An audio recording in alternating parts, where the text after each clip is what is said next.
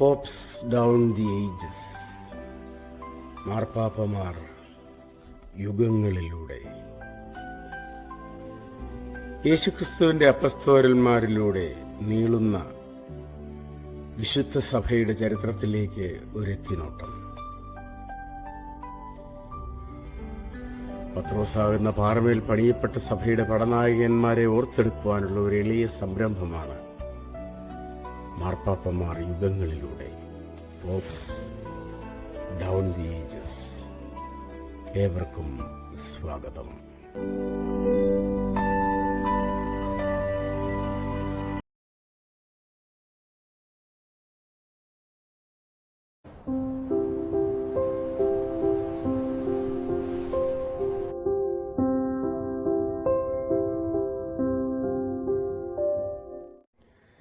നമസ്കാരം.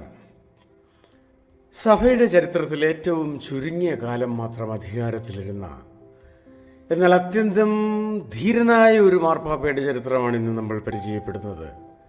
19ാമത്തെ മാർപ്പാപ്പയായ വിശുദ്ധ ആന്റിറസ്. വെറും 40 ദിവസത്തോളം മാത്രമാണ് അദ്ദേഹം സഭയെ നയിച്ചത്.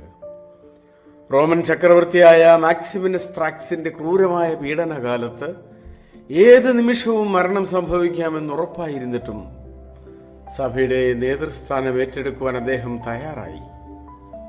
ഗ്രീക്ക് വംശജനായ അദ്ദേഹം റോമുലസ് എന്ന വ്യക്തിയുടെ മകനായാണ് ജനിച്ചത്. AD 235 നവംബർ മാസത്തിലാണ് ആന്റിറസ് മാർപ്പാപ്പയായി തിരഞ്ഞെടുക്കപ്പെട്ടത്. മുൻഗാമി പോൻഷ്യൻ പിതാവ് സാർഡീനിയയിലെ ഖനികളിലേക്ക് നാടുകടത്തപ്പെട്ടതിനെ തുടർന്നായിരുന്നു ഇത്. ചക്രവർത്തി സഭാ നേതാക്കളെ തെരഞ്ഞുപിടിച്ച് വധിക്കുന്ന ആ കാലത്ത് മാർപ്പാപ്പയാകുക എന്നത് മരണത്തിലേക്കുള്ള ഒരു ക്ഷണക്കത്ത് സ്വീകരിക്കുന്നത് പോലെയായിരുന്നു. എങ്കിലും ഇടയനില്ലാത്ത ആടുകളെ പോലെ ചിതറിപ്പോകുമായിരുന്ന ക്രൈസ്തവ സമൂഹത്തിന് ഒരു നായകനായി ആന്റിറസ് പിതാവ് മുന്നോട്ട് വന്നു.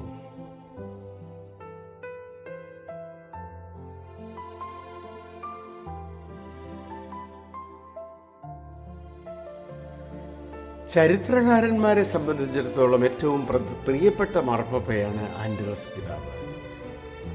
കാരണം രക്തസാക്ഷികളുടെ ചരിത്രങ്ങൾ, ആക്ട്സ് ഓഫ് ദ മാർട്ടേഴ്സ്, ശേഖരിക്കുവാനും അവ സഭയുടെ ആർക്കൈവ്സിൽ സൂക്ഷിക്കുവാനും അദ്ദേഹം ഉത്തരവിട്ടു.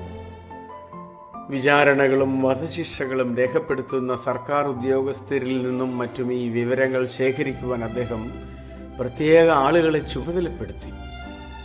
ക്രിസ്തുവിനു വേണ്ടി ജീവൻ ബലിയർപ്പിച്ചവരുടെ ധീരത വരും തലമുറകൾക്ക് പ്രചോദനമാകണമെന്ന് അദ്ദേഹം ആഗ്രഹിച്ചു. ഈ രേഖകൾ കൈവശം വയ്ക്കുന്നത് അക്കാലത്ത് വലിയ കുറ്റമായിരുന്നിട്ടും അദ്ദേഹം അതിന് ധൈര്യം കാട്ടി. തൻ്റെ ഹ്രസ്വമായ ഭരണകാലത്തിനിടയിലും സഭയുടെ ഭരണപരമായ കാര്യങ്ങളിൽ അദ്ദേഹം ശ്രദ്ധ കേന്ദ്രീകരിച്ചു. കാമ്പാനിയയിലെ ഫണ്ടി എന്ന സ്ഥലത്തേക്ക് അദ്ദേഹം ഒരു ബിഷപ്പിനെ നിയമിച്ചതായി രേഖകളുണ്ട്. സഭയ്ക്കുള്ളിലെ വിഭാഗീയതകൾ പരിഹരിക്കുവാനും വിശ്വാസികളെ ഒരേ മനസ്സോടെ നിർത്തുവാനും അദ്ദേഹം പരിശ്രമിച്ചു.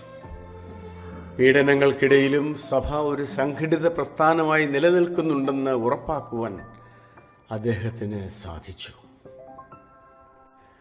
രക്തസാക്ഷികളുടെ രേഖകൾ സംരക്ഷിച്ചതിലൂടെ സഭയുടെ ഒരു വലിയ ചരിത്ര ശേഖരത്തിനാണ് അദ്ദേഹം അടിത്തറയിട്ടത്.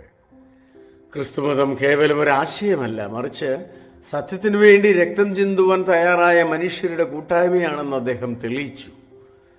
അദ്ദേഹത്തിൻ്റെ ഈ പ്രവർത്തനം പിൽക്കാലത്ത് സഭയുടെ വിശുദ്ധരുടെ പട്ടികയും ആരാധനക്രമങ്ങളും തയ്യാറാക്കുന്നതിന് വലിയ സഹായമായി.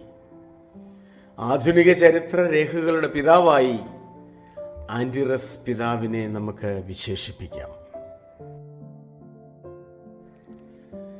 AD 236 ജനുവരി 3 മാർപ്പാപ്പയായി തിരഞ്ഞെടുക്കപ്പെട്ട് 6ാമത്തെ ആഴ്ച അദ്ദേഹം അന്തരിച്ചു. മർദ്ദനമേറ്റോ തടവറയിലെ പീഡനങ്ങൾ മൂലമോ ആയിരിക്കാം അദ്ദേഹം മരിച്ചത് എന്ന് കരുതപ്പെടുന്നു. കലിക്സ്റ്റസിന്റെ സെമിത്തേരിയിലെ മാർപ്പാപ്പമാരുടെ കല്ലറയിൽ പേപ്പൽ ക്രിപ്റ്റിൽ അടക്കം ചെയ്യപ്പെട്ട ആദ്യ മാർപ്പാപ്പ അദ്ദേഹമാണ്. അവിടെ നിന്ന് ഗ്രീക്ക് അക്ഷരങ്ങളിൽ ആന്തിറസ് ബിഷപ്പ് എന്ന് എഴുതിയ കല്ല് പുരാവസ്തു ഗവേഷകർ കണ്ടെത്തിയിട്ടുണ്ട്.